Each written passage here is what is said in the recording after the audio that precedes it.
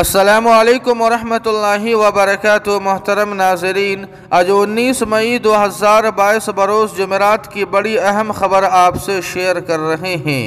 जी हाँ नाज़रीन किराम, आपको बतला दें कि सपा के कद्दावर लीडर और रामपुर से सपा के साबिक़ सांसद जनाब आज़म खान साहब को ज़मानत मिल गई है। आपको बतला दें कि आज़म खान साहब तकरीबन 27 महीनों से जेल में बंद रहने के बाद आज जेल से बाहर आ रहे हैं। सुप्रीम कोर्ट ने आज 19 मई को कोतवाली पुलिस स्टेशन रामपुर से मुताल्लिका मामले में आज़म खान की अबूरी ज़मानत की दरख्वास्त मंजूर कर ली है। सुप्रीम कोर्ट ने आज़म खान को 2 हफ्तों के अंदर मुताल्लिका अदालत में मुस्तकिल ज़मानत की दरख्वास्त पेश करने का इख्तियार दिया है। सुप्रीम कोर्ट का कहना है कि मुताल्लिका अदालत से मुस्तकिल ज़मानत का फ़ैसला आने तक अबूरी ज़मानत जारी रहेगी। नाज़रीन किराम, आपको बतला दें कि आज़म खान साहब के मुतालिक आज की ये बहुत ही अच्छी खबर है।